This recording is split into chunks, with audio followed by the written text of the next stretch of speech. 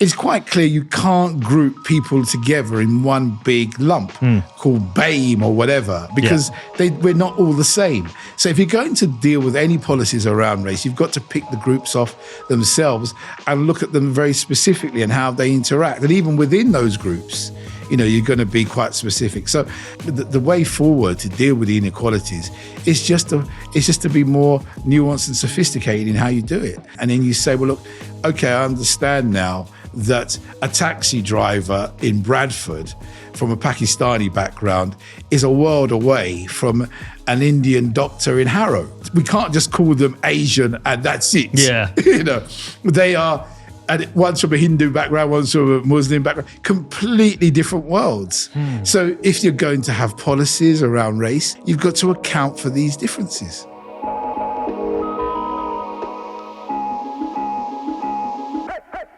Right. Great to meet you, Tony. Yeah, great to be here. I've heard so much about your show. Happy to be here. Well, listen, Joe recommended you highly that we have a conversation.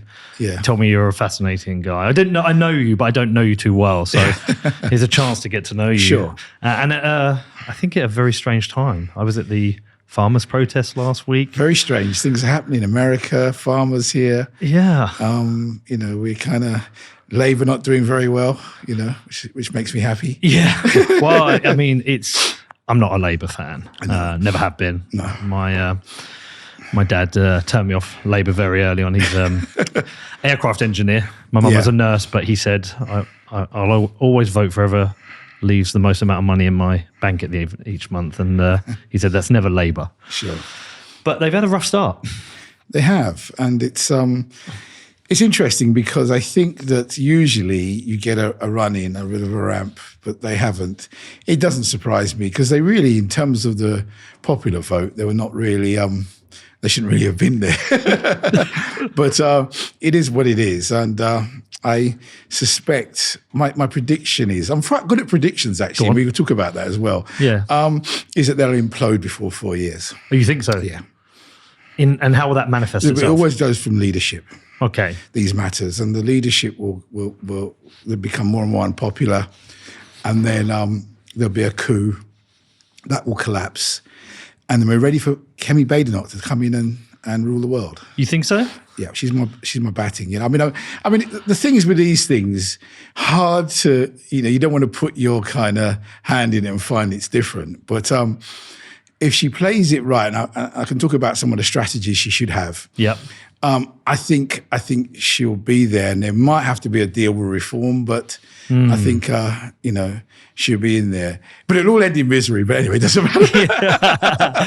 These things are what they are. I think that I say that as a joke because I think that I'm just talking generally politically, but I think she will be a force to be reckoned with on levels of Thatcher and Blair in the future. I think she'll be in that category if we give her a run. Good. Well, I've been watching a lot of old Thatcher videos, and I was quite young when Thatcher was in. I was born in '78, so I remember her, but I didn't know anything political at the time as a kid. But I've been watching some of her old videos, and the way she talked specifically about, I really liked the bit where she said the government doesn't have any money; it only has our money, and it has to use it responsibly. And I think we've lost that kind of language. Yeah.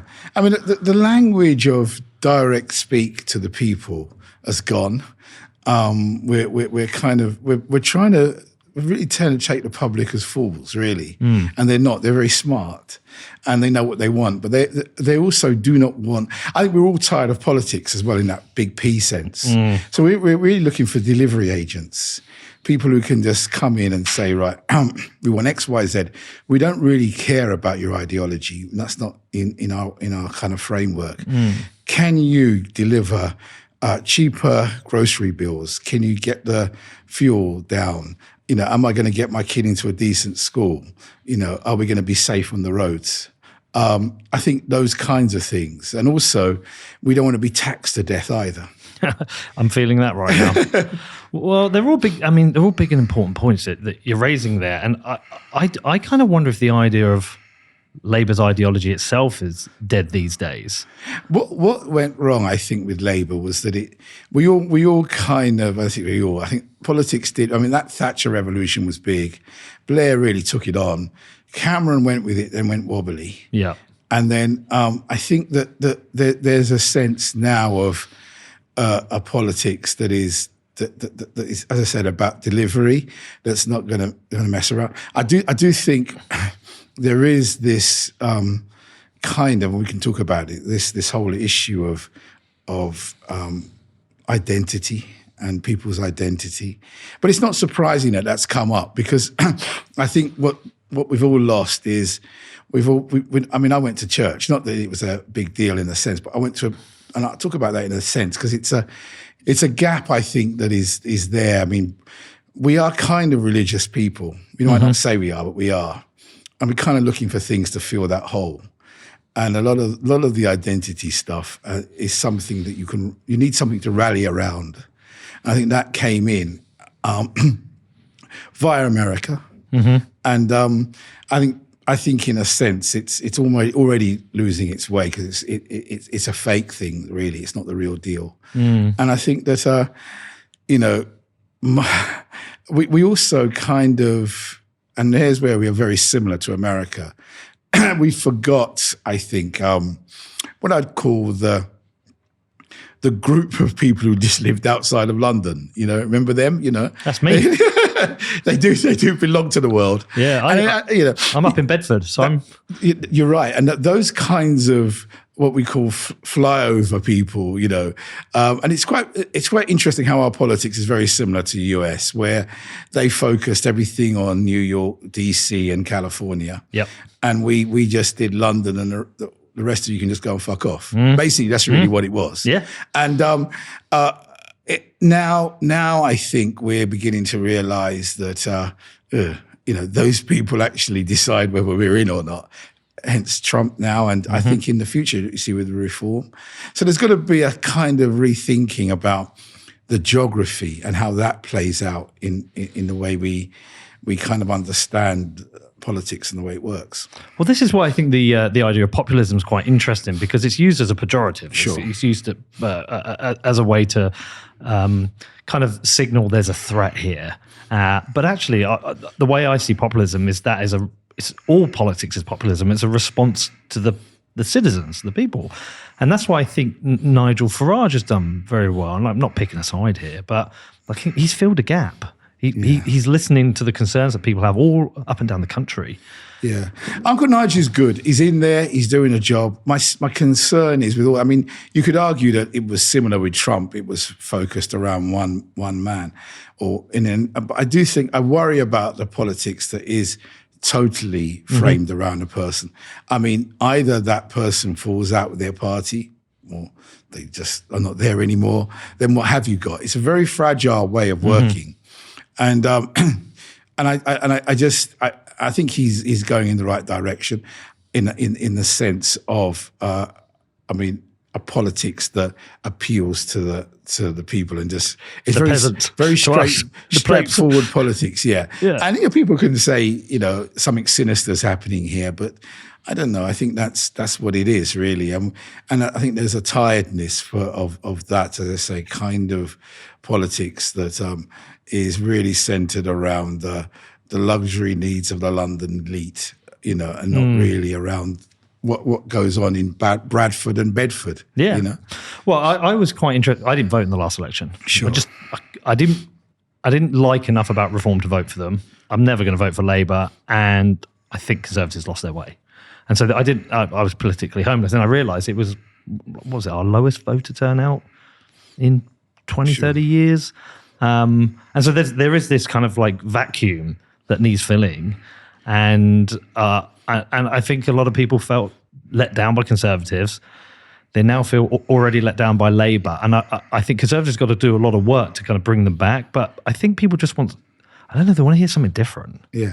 I mean, look, here's the thing, which I find quite interesting. There was a demographic in America males who we thought didn't bother. They just went down the pub and watched TV or football, and we didn't think that they were a political force. But they have come out now, as it were, the closet again. And I think, in a sense, what they were saying was that simply they were quite interested in a strong leader. Mm-hmm. And it could have been a woman. It doesn't really matter. Thatcher got it's just a strong leader who they could rally around, and not somebody who, in a sense, was, really and truly was false, really, in a sense. If we could just put it mildly, she was making up as she was going along. Yeah. At least Trump was consistent with his badness and madness, but that's what he was, And I think the other thing was that the message was a straightforward one. It was one about, look, we're going to deliver again on these things. Yeah. And I do think that there was a tiredness of a politics that, in a sense, also marginalized men a lot. I'm not saying that there aren't issues around masculinity. Yep. But, we are by nature, I say we've got to be very careful here, and not every man, but I think we like an adventure. We like an adventurer, and we like a hero. And we like somebody who's also going to talk positive about us and our country. Mm-hmm. And we just haven't had that in Britain, and we might now have that because we're going to learn from America. Yeah, I think it's almost like we're lagging them but following them in some way. It's we're like a one election behind them in the way we're thinking. But I know, like with my mates, you've probably got a lot of my mates are looking across to America now and saying, we need this kind of dream team. We need a Tulsi and an Elon and a RFK all to come together, because everything feels just a bit weird and stupid in the UK. I think what it is people think that, that's sort of a form of extreme right-wing. And it's not really. I think that, again, it's a misunderstanding of where the people are. People really are about fairness. They're not really about, I must hate this group or I feel extreme. But what they don't want is they don't want a politics that is kind of totally unfair and biased. And they're getting that from a lot of the institutions around us. And so I think what we saw in America, we could have here. Nigel Farage represents some of that. Although if you look at the demographic, they're still quite older men that he's appealing to, Trump went for a younger male demographic as well, which is interesting. And I think that's somewhere where Kemi can go. She's also got to redefine the conservatism in a sense of what it is, but also the demographic. A lot of people in Middle England did like her, but their average age is about 75. Yeah. They may not even be around for the next election. So she's got to find again membership, and I think that's where she can do it.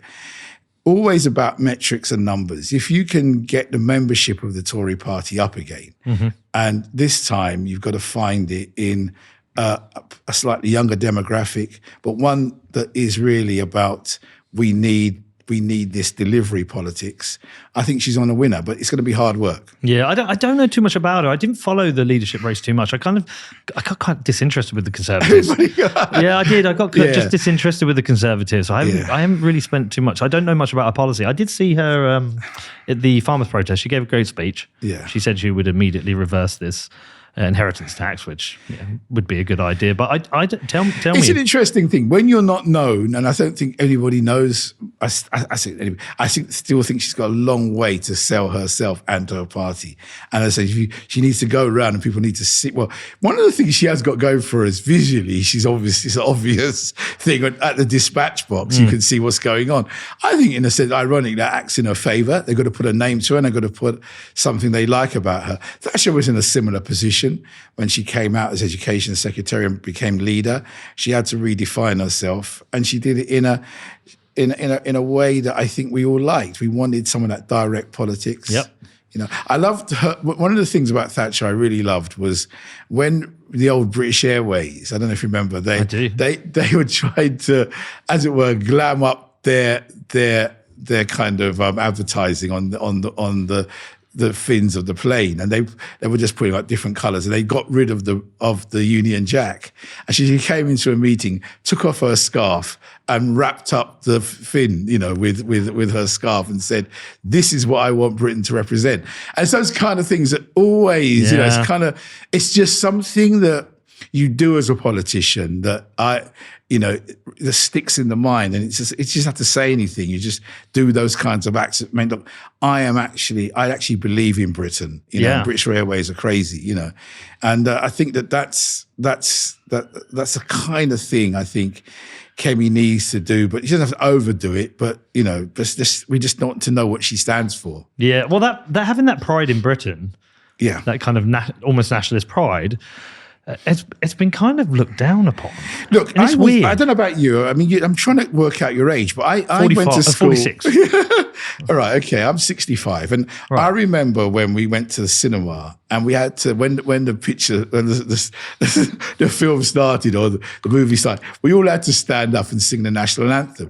Really? Yeah. I mean, it was one of those. Yeah, it was just a compulsory thing. Clearly, you're not that old. I mean, because you might not even remember the time when in the back of an aeroplane you could actually smoke. I don't know if you remember. No, I remember that because my dad's a smoker and an aircraft engineer, so we were always on the mark. But that one was in up. So we kind of used. Our little bit of rebellion sometimes used to be we'd sit down and not do it because we couldn't be bothered. But most of us did it. Now the issue there was, you might think, why are you doing that to people? I'm not advocating we do that today, but what it was there was a clear sense of a national identity, a sense of pride. Now, if you go around every country on the planet, I would say, they have, and their young people will sing their national anthem and actually be pride in the country. Britain is the only one where it's in doubt. Why do you think that is? I mean, this is where I think Kemi can score a win. I think that we've had a whole kind of history, and it's been a recent one, and a politics of shame, of guilt about what it is to be British, usually around slavery, usually around different groups being alienated from the mainstream. And I think that it's been driven by universities, something online as well, and of course the BBC, types of programs that you have that in a sense, all they do is it starts off with the mainstream Britain being the enemy, and then the heroes are the marginalised groups. And that's the discourse. If it's documentaries, if it's anything like that. So we're pumped daily to not believe in Britain. It's something that we're ashamed of. And even, I mean, one of the reasons why our footballers find it hard I was trying to work this out, why they find it hard to sing the national anthem. You look at other countries singing, the French, they sing it with and even the people from migrant backgrounds know the song and they sing it with verve. But when it comes to us, it's not that they're not patriotic. I think they just don't know it because they don't sing it at school. It's just not around. And there's that little line in it where it says we should never be slaves, which is actually not about slavery. It's actually a longer history they're talking about, not wanting to be slaves. So, and then of course, we only have little bits where we're allowed to be nationalistic, which is when it comes to the semi-final of the football and we're about to lose, then we all start waving the flags, the flag. And the other thing, what happened historically was the English flag, rather than even the Union Jack, but the English flag got wrapped up and associated with the National Front and the BNP. And they captured that for a long time. So a lot of people never felt that they could really bring that back. Now, my sense is if I was education minister, I don't want schools to necessarily fly flags or whatever, but I would encourage schools to learn the national anthem and get the children to sing it. I guess it would be a move worth doing. I was trying to think with my kids I think the only time we hear it is when England are playing. That's right. That's literally the only time we hear it. I think also some people we don't really know what it is to be British anymore. Because it means different things. When if you're in central London, it's very different from if you're in, I don't know, one of the counties. The humble bee, a keystone species crucial to the survival of Earth's inhabitants. Here's how things would look if bees vanished. And here's how they'd look if humans vanished. But imagine if instead we became a keystone species by doing things the right way, by taking responsibility for our actions and becoming the solution. Iron mines the world's most responsible currency the right way.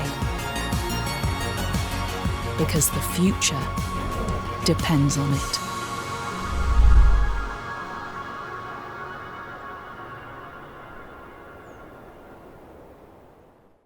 I don't know. I find that, to me, that's not a problem.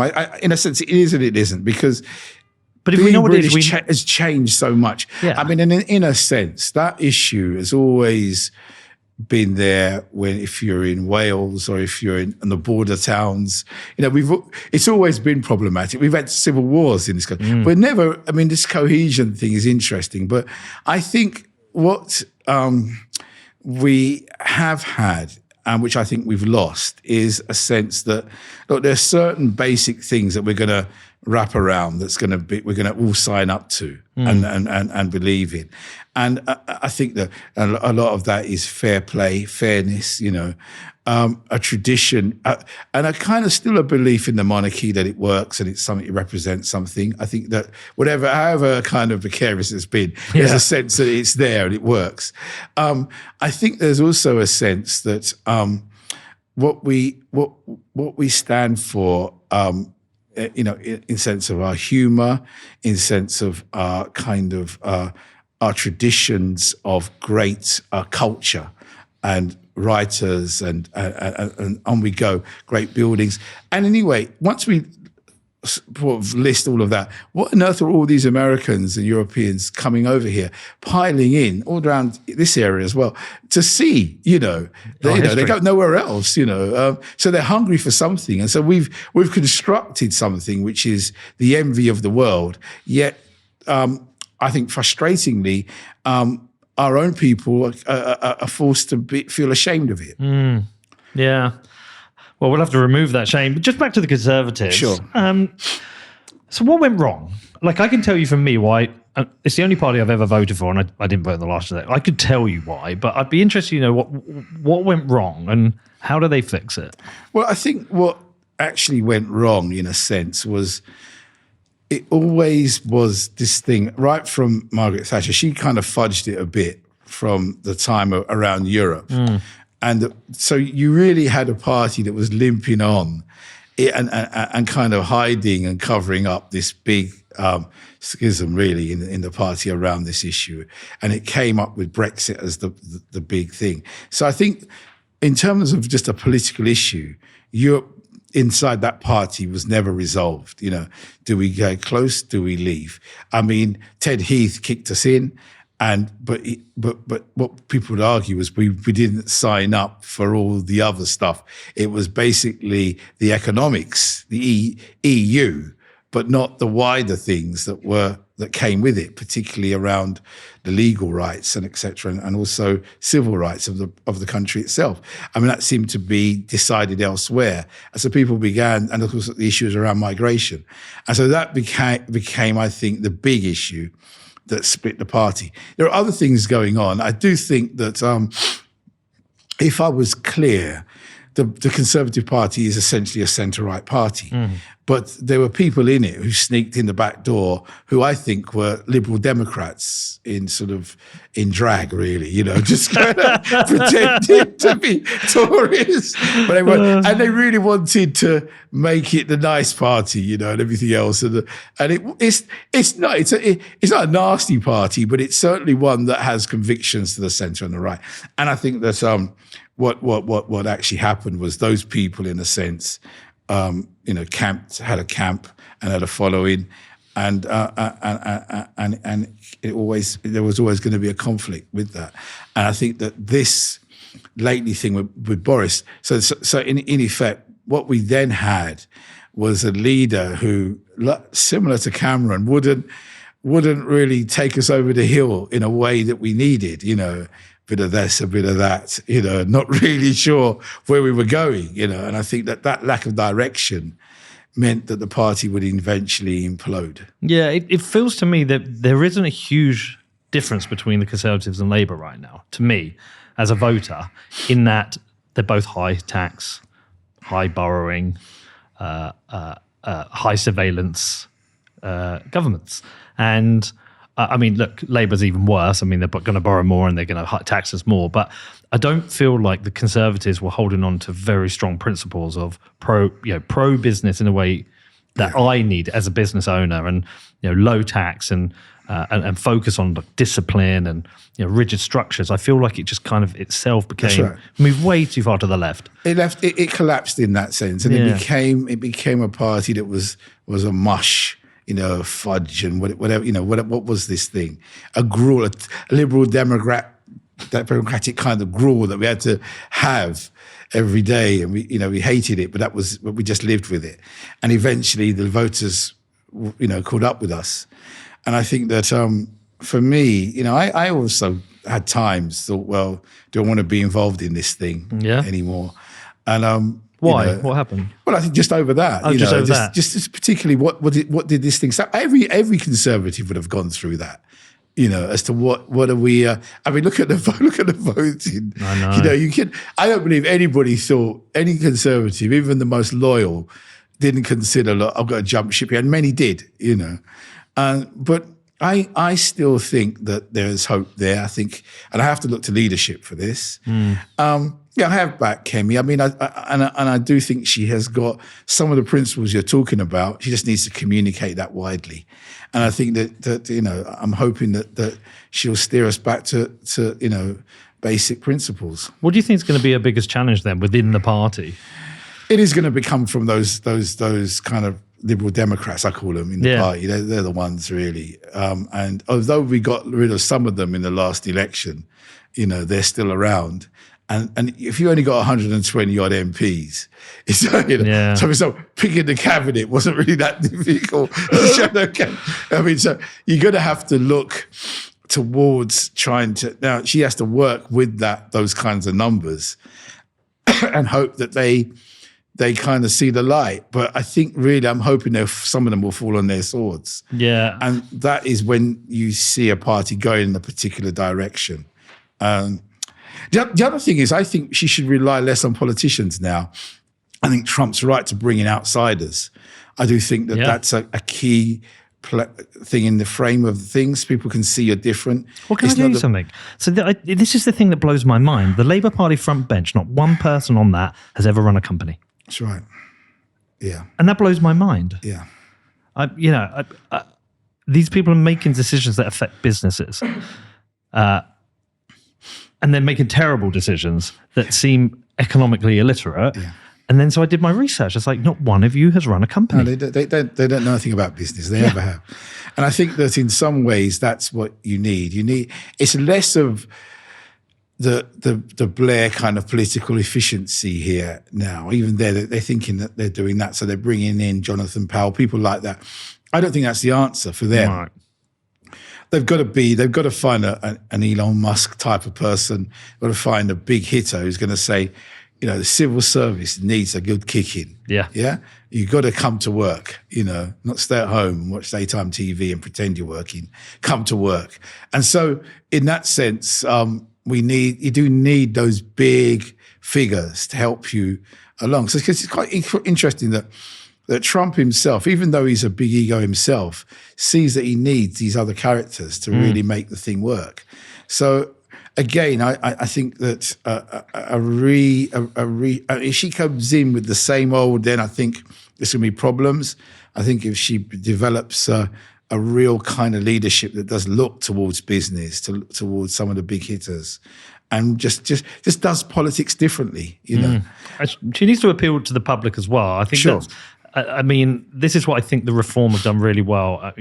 Whether it's Farage or Richard Tice or Rupert Lowe, if you just follow their Twitter accounts, the things that they're talking about, all the things that I know everyone on the street's talking about. Sure. Which is issues with migration, tax, business, energy prices, and they're talking very directly, very blunt. They're not holding back. And I think that's resonating with people. So I'm going to be interested to see how Kemi talks to the public. If Kemi's smart, also what she could do, which would be take a leaf out of Boris's book a bit, because Boris was even, I mean, in a sense, I've got to give him his due. Remember, this guy was this Eton kind of very eccentric, was mayor of London, that kind of woke town, for 2 terms, And so how did he do that? How did he appeal to that group and the wider country, So there's something in a way in which you can do both. You can speak to the unforgotten, the sort of forgotten, the kind of, I was going to say the unforgiven, but really that's it. In some ways, that's really what it's about. But it's also a kind of an appeal that goes to even in London, and I think that could work as well. I mean, so I think there's, and I think the appeal that he had was, again, a direct politics, that London saw. So Ken Livingstone wasn't the answer anymore, and Boris was, because of that direct politics. Well, I mean, if you're talking about mayorships, I think Sadiq Khan's having a rough time. Yeah. I know a lot of people are complaining about London. I don't wear a watch in London anymore. I just won't do it. I know it sounds silly, but I don't want to. And a lot of people I know are living here are just saying they're kind of sick of what's happening in London. Yeah. You feeling that? Yeah, I feel that London is actually my town in one sense, because I was born here, but I'm born in London. But in a sense, I'm kind of less interested in London now, actually. I feel that it's had its day. It's a little bit like New York or a California. I really do think that the real politics, as the reform has shown, is outside of London. And yes, I do think that we have a mayor that is not really showing leadership in terms of crime. But I can't say that I can't blame you. That was his agenda. So you get what you get what you voted for. Yeah. You know what I mean? So that's the thing. I mean, not that the Conservatives showed up with much better alternatives. So we do need again who becomes the Conservative lead for that post. I mean, James Cleverly's, I think he might want to step in. Yeah. And if he's smart, he might be able to run a good race against Labour. Yeah, I think the thing that's worries me most is that we spent a lot of time focusing on this. I spoke to Steve Baker. Is the level of debt the country has now. I think this has become a problem. It's becoming a bigger and bigger problem.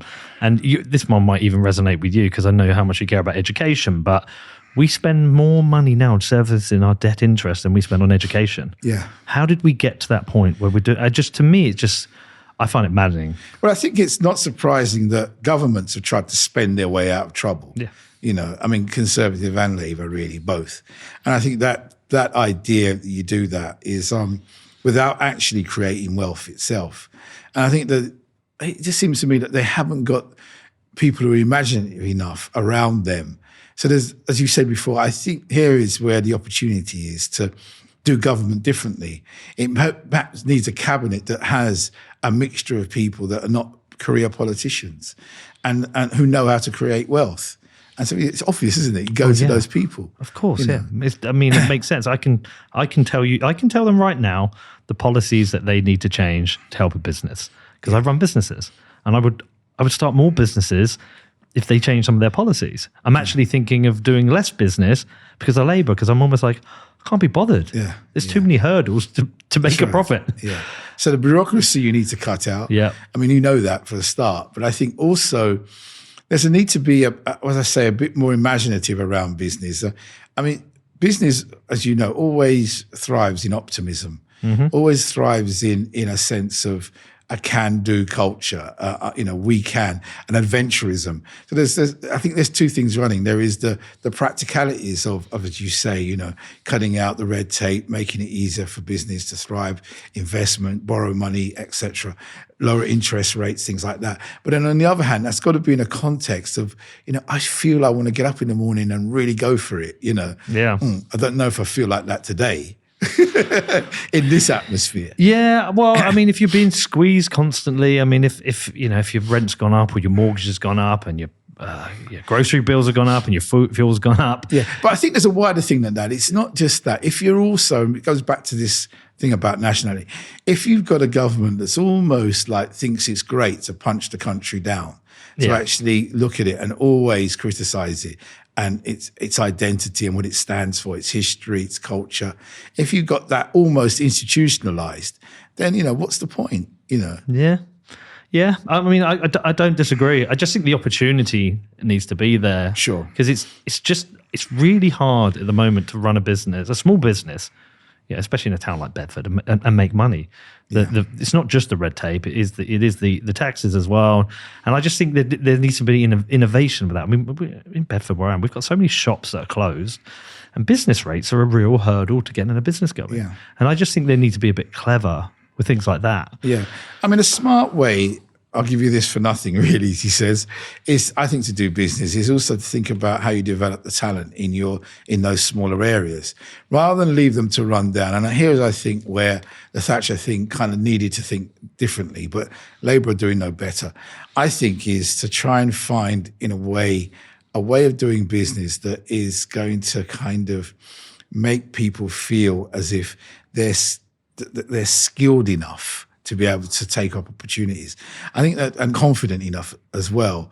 So, for example, it's not just, I want to be a filmmaker or whatever, which everybody wants to be, which is me, I want to be an actor or whatever. It's actually, what are the opportunities around this business that can make money either as a business, or how can I get into this that's an interest for me?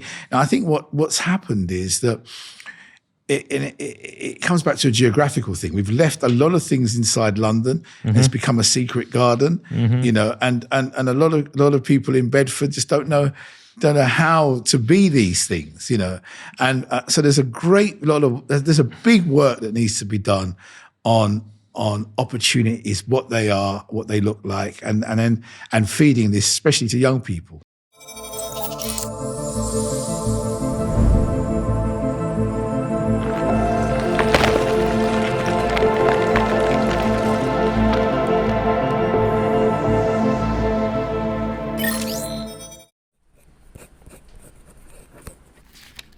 Very important that you don't lose this, okay? This is your inheritance through Bitcoin. Let Bitcoin rip. Don't rip up your Bitcoin. Set up inheritance with Casa. Well, you've done a load of work in education. Yeah. Obviously, you understand that very well. For me, just as a parent with two kids, I'm watching, especially my daughter now, the homework she's doing and when she comes home and how she's thinking. I personally feel like we haven't evolved education as a program for kids for I don't know, forever. So they're getting the same education as me. Sure. They've got supercomputers in their pocket with AI chatbots explain everything to them, and then they're still going in and memorizing facts. And I'm like, why aren't we teaching more practical skills like critical thinking, more philosophy and ideas about finance and building business? Why have we never modernized to create young people who are able to go out and be both confident and skilled to do these things? I'm not absolutely sure that that's what we need in education. No, I think that you're gonna laugh at this, but I do think that in a sense, I don't mind us doing lots of Shakespeare and lots of Latin and stuff like that. I tell you why. No, I'm okay with that. Yeah, I think there's a sense of a basic education that makes you confident, and one of the things that makes you confident, I think, is knowing stuff. Mm-hmm. It's a really kind of interesting way of looking at the world. I've interviewed lots of people for posts. You might have done the same, and you really know the kid that actually just knows lots of things, and it's and even though they've got the phone, they still don't know it. So something's going wrong there. Helps the basis for actually then that wider spring into kind of what you talk about, the critical thinking, the creativity that we have. So I would argue that schools, in a sense, that their functions are to really make our kids numerate and literate and knowledgeable. I think that's more or less it. The skills sector, here's where I've got my kind of beef against industry and itself. It rails, and maybe you are part of this as well, it rails against schools. Oh, you don't do enough skills, you don't do enough. But it itself has relied a lot on cheap labor. It's relied on getting foreign talent, particularly, on the high end as well, the banks and all of that. So it has never really been that interested in their local comprehensive or that it's been able to function because of those kind of economics. What it hasn't done is, and I use the analogy of football, for example. It hasn't done what an Arsenal or a Manchester City has done, developed an academy, developed a source of talent that says, look, I'm going to get involved in this process of growing people towards me. And I'm going to put in ladders and scaffoldings and opportunities and mentoring schemes. And I'm going to do an outreach program from the company itself that's going to bring this talent towards me. It was done informally through I remember at school, through the old kinds of apprenticeship systems, you know, where you went off with your uncle or whatever, when in those days, and you became a plumber because your uncle was a plumber and you went round with him and that was the way you did it. Well, on a big macro scale, that's what companies should be doing. It should be almost creating their own beds of talent and bringing it towards them. So I've got a beef with companies. Any companies watching this now need to seriously think about the fact that you should stop it's the equivalent really of a football team just buying its talent from abroad. And not saying, well, what about the homegrown stuff? Well, they do some stuff with the university, some of the big like consultancies in London. You do have some outreach. Let me tell you, I have a problem with those outreach things already. I mean, they do some, but they're very London centric. Right. The schools that benefit them are all the ones that are lined up near Canary Wharf. Right. Again, the same people getting the same benefits, from this. So that mechanism really hasn't worked. It needs them to. They know what they have to do.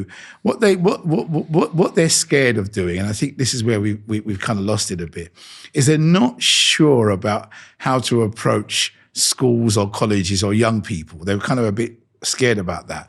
For example, they say the careers development in school is really bad, but is that for schools to do, or is that for the industry to do? For you to get your act together and say, right, okay, what we're going to do is we're not just going to go for the low hanging fruit. We're going to say, right, okay, we need in the next 10 years or next 5 years, just as you do a business plan, X amount of people. So where are they? What are they doing? They're in these schools, but the schools have no idea what these industries are or how to do that. So we have got to go out and we've got to get them towards us. So I'm in as a two-way street going here. Let's bash the schools to a certain extent because some of the things they're doing does need to be a little bit more practical. However, they are what they are, and Britain is we're doing very well on reading. We used to be really crap at reading. We've actually gone zoomed up really well in the reading because we now do phonics. We now teach kids to sort of sound out words, and so our kids are reading really well. And that's schools should be congratulated about that because at least we're getting kids that are more literate than they were before. So things are going well.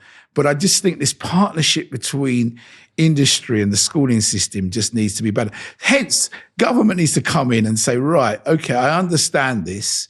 Let's make this marriage work better. So let's have some thinking. But of course, they haven't got anybody, as you say, who runs a business who's advising them. They're going back to the same people who, telling them nonsense about how we need more well-being, we need this, we need that. And instead, let's get the equivalent of an Elon Musk inside the cabinet office, and let's make it all happen. He might even do it himself. He's taking a lot of interest in UK politics at the moment.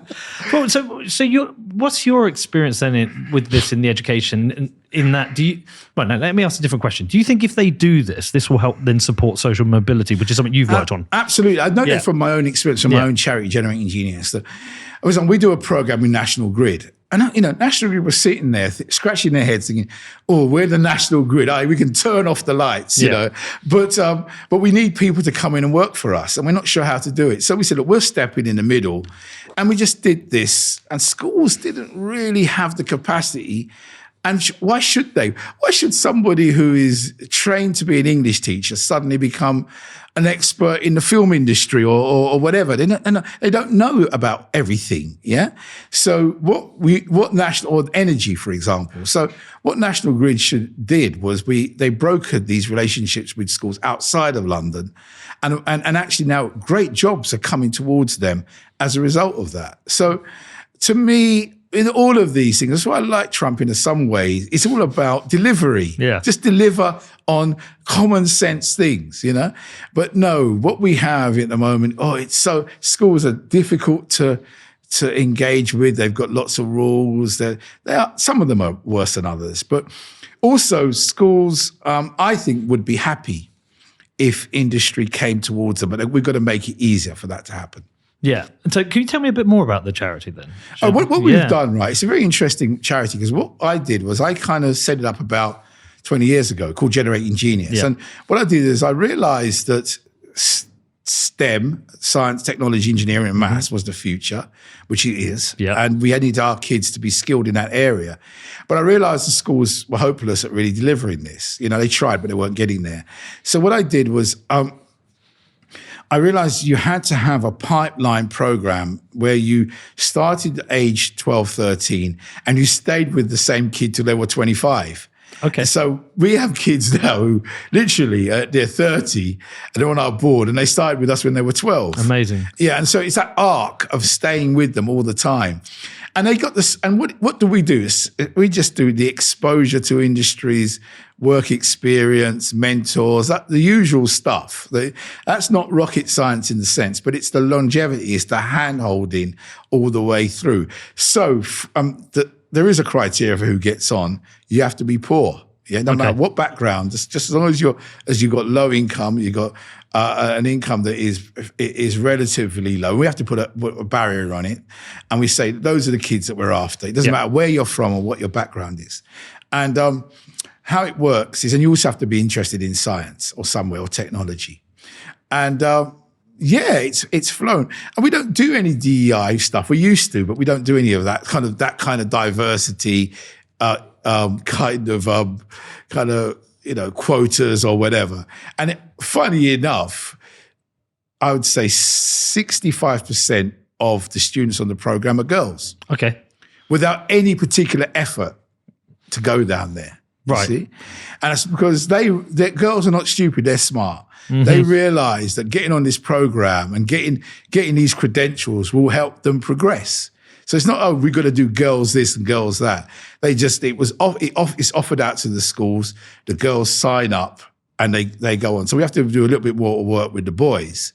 But here was an area, science, that we said, girls are not interested or not interested. We weren't doing enough work with them to make it interesting. There was a lot of sexism in it. But we've just given them the mechanism to just run through that, and they'll take advantage of it. In just by targeting based on the economic position, you basically have to be poor. But within that, is there a racial disparity that kind of shows up when you do that? Yeah, the problem is the other way around. Too many black kids are doing better than the rest of the groups. So we've got a situation now. We've always had when the Nigerians, talk about Kemi, have totally dominated the whole thing in London. Yeah, and so what we've had to do is we've just make it geographic. So we go to Newcastle, we go into parts of Wales. We don't have to say race. We just say where you live. Yeah, and that automatically means that we can get the white kids in there. So far from it. Our motto now is generating genius everywhere. Yeah. Yeah, and so I'm really after the kids in Bedford, in Burnley, whatever. Those particularly white kids who are not doing well, from poor backgrounds, come on our program.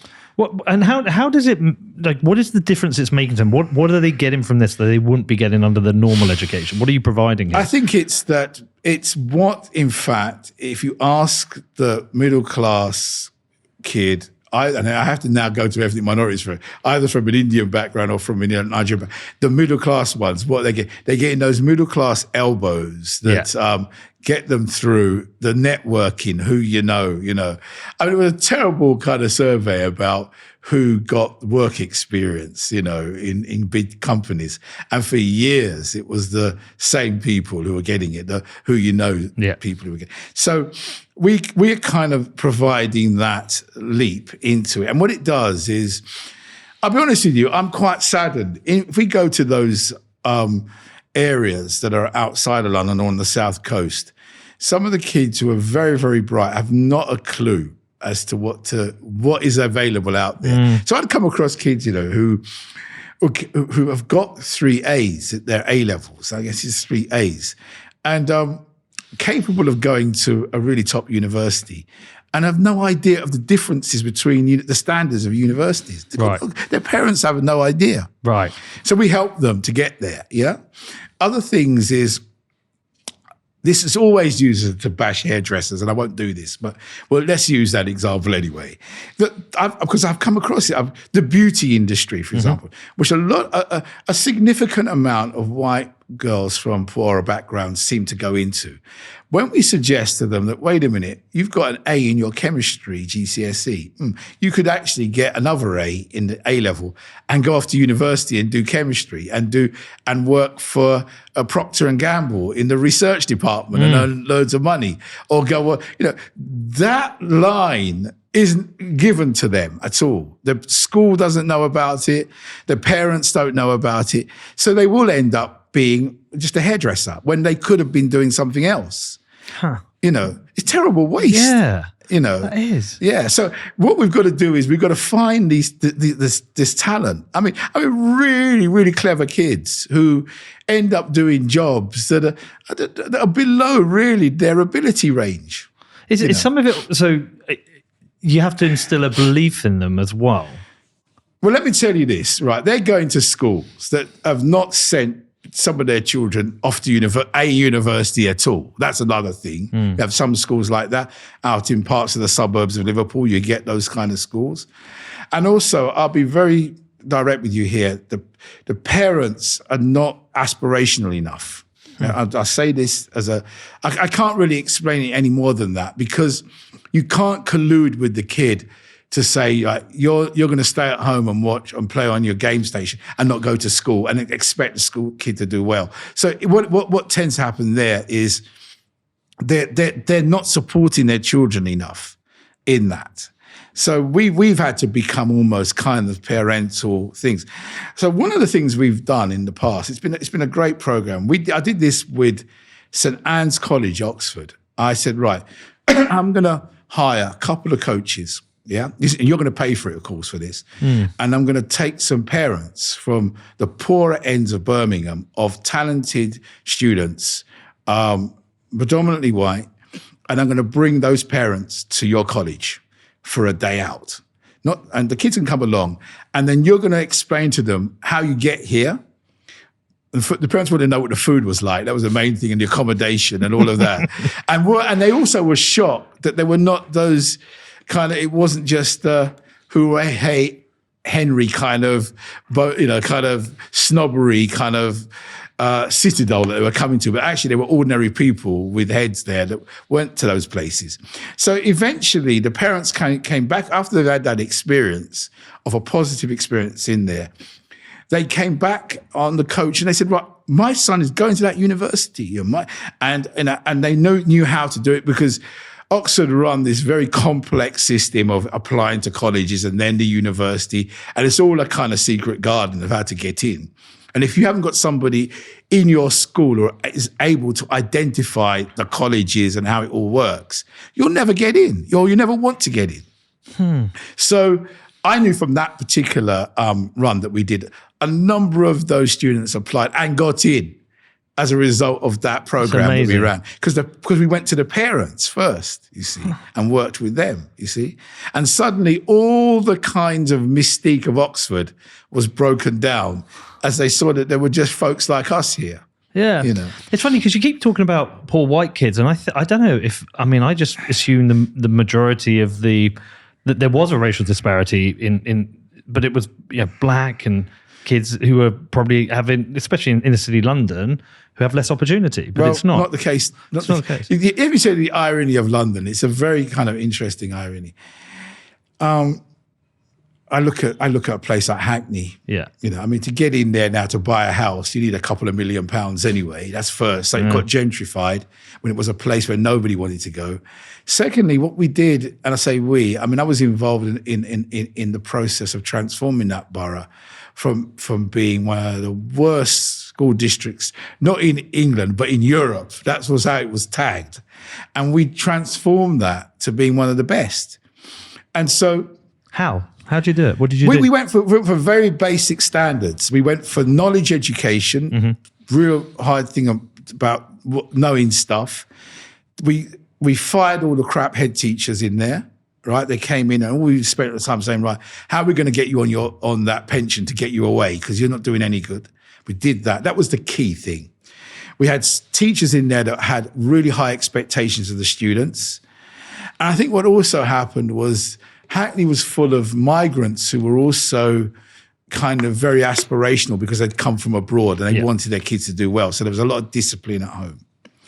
I think those factors, plus it was Labour actually, in a certain sense, Gove took it on as well. The government did put some money into those schools. But those were the very basic factors. But school leadership was one that said it didn't matter what background you were from. We just want very, very high standards, and we're going to have really high discipline in these schools. We're going to run this military style, yeah? And the kids loved it.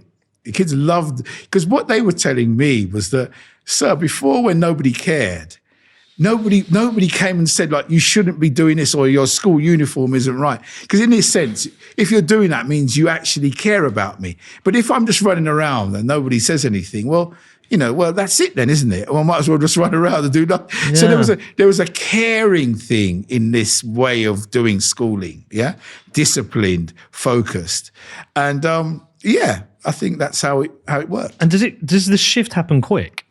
It was massive. We did it in 5 years, under 5 years. So London schools now produce the best results in the country.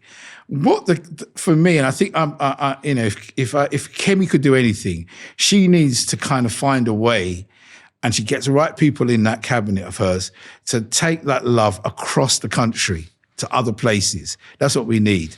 And then you see other places transform. That's not just London. At Ledden, we built the best Bitcoin-backed loan platform in the world. Proven, trusted, growing. Ledden's proven track record speaks for itself. Visit ledden.io/Mr. Obnoxious to get started. Ledden, there is no second best.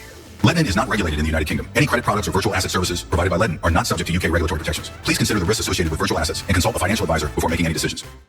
Are there myths around like racial disparities in this country? Yes, then? Big myths, massive myths. So there's a podcast, a guy called Zuby, and he I always remember this thing he said to me. He said that the demand for racism outstrips the supply.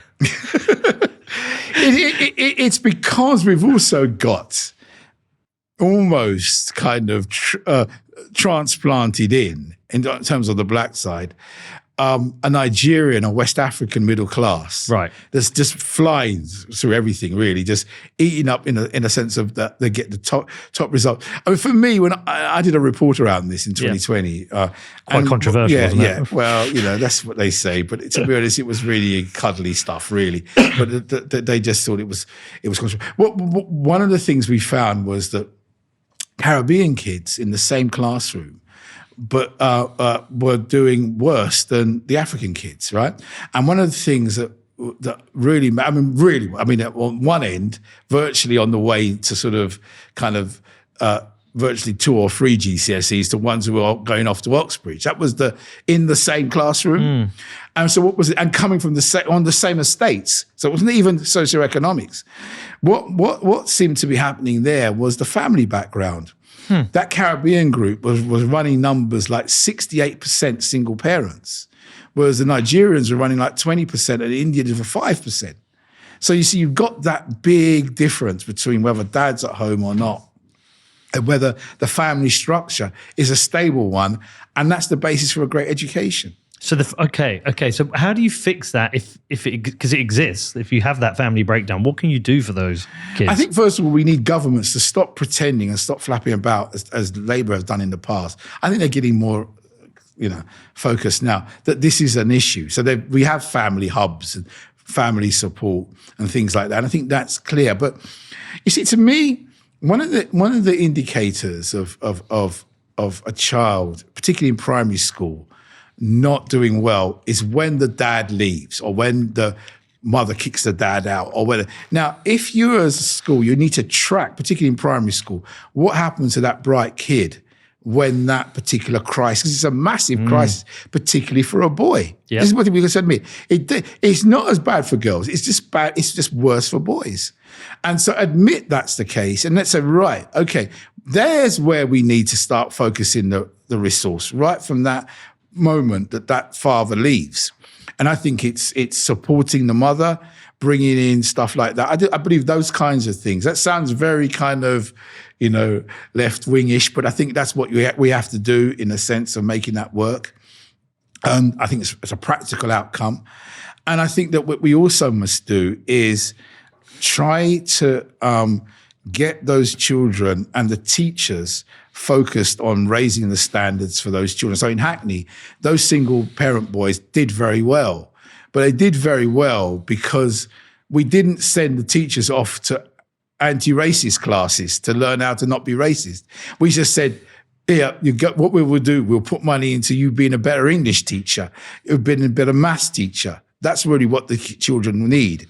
So it's a school that's focused on high standards and structure and discipline. Because if you're a boy and your dad has gone, the structures and the discipline are gone as well. I hate to say this, but that is the case. Yeah. And so if you go to a school with no structures, you're just added to the problem, So in a sense, school becomes a safe haven for those boys because in there they get the structures and the disciplines that they would need, to succeed. Okay. This can just go back to the report itself. Some people thought it was controversial or it was criticised. Is it because before the report came out, they wanted you to come to certain conclusions that you didn't come to? They had already decided they wanted to have the claim that we are a racist country or whatever. Yeah, they wanted, you got it right. They wanted already, because all these reports do the same thing on race. Yeah. You could almost write it for them before they've written it. They wanted us not to follow the data, not to follow the numbers, but to simply declare that Britain was systemically racist. What an awful place, and nobody really should come here because, everyone's, and it hadn't improved or that it wasn't more complex than how they wanted it to be. So therefore, they'd already condemned it before. And they had the media going along with them, right? To take them along. The mainstream media took it along. Corporate media. That's right. And I think this was before even podcasts were really big. Yeah. This media. So we had nowhere else to go. We had to listen to the Sky, the BBC, the Channel 4s, all went along with that line. That this report really was awful. However, what we did was, here's where it really irks them. They said the report was led by me, a black man, and there was a token white man on the group. All of us were from ethnic minorities. Yeah? Yep. That also, we've never had anything like that in Britain before. Yep. With a report led like that. And our conclusions were not that racism didn't exist. So what they did, they tried to discredit the report by saying that we said racism didn't exist. A nice way of doing it, you see. So you say, obviously this report is meaningless because it's denying racism. But what we actually said was that it's more complex. And in fact, what was happening, the differences between groups were really interesting as well, i.e. that Caribbean, African thing. Pakistani, Indian groups were more interesting because obviously there were differences in the outcome. Class. In the end, we ended up by saying socioeconomic class was the major driver for those race disparities. They were the ones that were behind them and not racism itself. And they didn't like that. No. What's the process of choosing you to do the report? How does that work? Look, let me put my hand up and say that these are often political. Yeah. But they're often ones that are ones where you kind of have to. Well, they really wanted me to really think about education, so they came for me for that. Yeah. But they also knew that, I mean, this was a Conservative government that commissioned it, it's Boris Johnson. So they wanted to have somebody that had some sympathy with the centre-right. You always do that, you know. However, what people don't realise was that I was not in any way, I saw Boris twice. Boris Johnson didn't even know really what was going on in here until the end. You know, he was not involved at all in this outcome. We were left alone. In fact, I would be honest to say that in some ways we were going further than they wanted us to go. This is really kind of the thing about the whole thing about race and racism. That in fact, this was our politics now, and this is what we wanted to say. Not necessarily on the political end, but we wanted to say, what do you do if you put the politics aside and just follow the numbers, right? Not just the sentiment. What do you get in the end? And that's what we ended up with. And, you know, the rest is history. And it was a class issue, really, then? It was, and they know it. Since then, a lot of people have repented of their sins, believe me, and have come out and said, oh, they won't attribute it to us, but you can see in the sidelines, they're saying that, you know, yes, well, maybe class is a factor here, and that we've got to look at. And then the other thing they didn't want to say in the report was that black people do well. Everything was about misery around us. But that's almost like you said earlier, the shaming of the country. That's right. Yeah. You know, why is that? Because they'd been brought up in a history. You've got to remember the history of this and the context. And of course, they were being fed stuff from America as well, that in fact, a person's lot, if you're black in Britain, is misery. You know, there's not an achievement strand here at all. There's not a success strand. In fact, what was happening— And that's just not true. No, in health and in education, the black and Asian groups were outstripping the poor white groups. You know, I mean, an African woman lives longer in Britain, 7 times longer than the mortality rate compared to a white person white poor person who does not live as long. Why is that? Is it or smoking and drinking? Those are the two things, you know. Right, probably better diet and food. And, yeah. Okay, that's fascinating. So how because there are some equality issues that still exist. Yeah. How do they get dealt with? What's the way to deal with this? Well, I think the way to deal with it is to have a more nuanced argument around them. So, for example, it's quite clear you can't group people together in one big lump called BAME or whatever, because we're not all the same. Yeah. So if you're going to deal with any policies around race, you've got to pick the groups off themselves and look at them very specifically and how they interact. And even within those groups, you know, you're going to be quite specific. So what I told you about education is quite interesting, with going after particularly where people live. I mean, that's the geography is perhaps the better way, you know, of dealing with it, the better handle on it, rather than necessarily just talking about people's racial background. And so I think that the way forward to deal with the inequalities is just to be more nuanced and sophisticated in how you do it, and actually bring in all these other elements of class, of background, of historical background, of gender. All these things come in, and then you say, well, look, okay, I understand now that a taxi driver in Bradford from a Pakistani background is a world away from an Indian doctor in Harrow. We can't just call them Asian and that's it. Yeah. You know, they are, and one's from a Hindu background, one's from a Muslim background, completely different worlds. So if you're going to have policies around race, you've got to account for these differences. So having done that work, then what are your observations on we certainly are in a situation where people are questioning immigration, and particularly there's some big debates and conversations around the Muslim communities in the country. I'm finding some of them a bit uncomfortable myself, because I just am. I'm from Bedford. We're a multicultural town. Never had any issues. Big Indian community, Bangladeshi community, Polish community, Italian community. It's just, we're very multicultural. And I see these kind of like American commentators with a strand of information having a perception of what the UK is like. And using terms like there's an invasion and blah, blah, blah. And I'm finding that uncomfortable. But I'd be interested for your observations, having done this report. I think that immigration is an issue which we have to deal with. And I think that an illegal immigration in particular is one that has to be dealt with. You know? Yeah.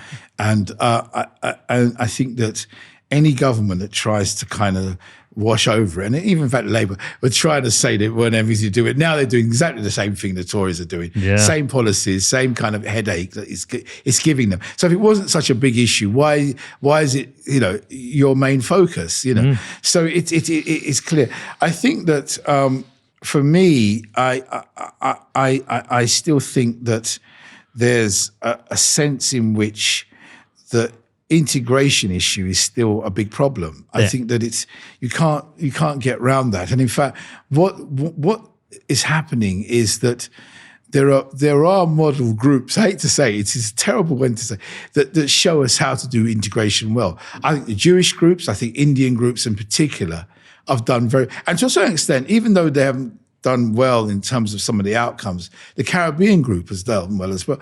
And the integration isn't the selling out of your own background or whatever, but it is this ability to become, you know, you're part of the culture and the society, and you celebrate it, and you don't denigrate it. So, for example, one of the things that tends to happen is a kind of sport almost in which certain groups who live in Britain actually, you know, sort of deny their Britishness or don't want to be associated with Britain, or feel that, you know, born and bred here, and yet they're not really kind of feel that they're part of it, you know. And so some of the practices we have to be direct about. So you can't be running kind of situations where in some Muslim communities, women are at home, not through choice. They want to work, and it's only the men that are doing all the work, you know. I say work, I mean, I'm not saying that working at home isn't work, but they may want to do something else. But there's clearly a sexism going on in that, and not to call it out. And that's part of an integration issue, you know. So I do think there's questions that the society can ask of a community that will help it be part of the national agenda without it actually having to compromise anything on the way its religion works. It might have to do that, but in some ways, but it's not going to denigrate that. It's not going to be something that's going to be awful, but you have to change in the society that you're in, you know. And I think that I think we can't be as polite as we were in the past. I do think reform might have gone another way, in a sense of saying that there are groups that are kind of. I think what it does, it then can stir up kind of racial divisions when there were not there in the first place. As you say, in Bedford, in Bedford. But I do think that we should be asking community leaders, if they are, whatever they are. But it's not even community. Some of these people are just self-appointed people who come up. You don't even know who they are. So that the government have got to find a way, I think, of saying that, okay, in housing, in schooling. So, for example, I do find, to a certain extent, the way in which we do schooling kind of problematic, where we have total 100% Muslim schools, 100% white schools in similar areas. I'm not going for an American busing system, but that's evolved sometimes through local education authorities allowing that to happen, you know.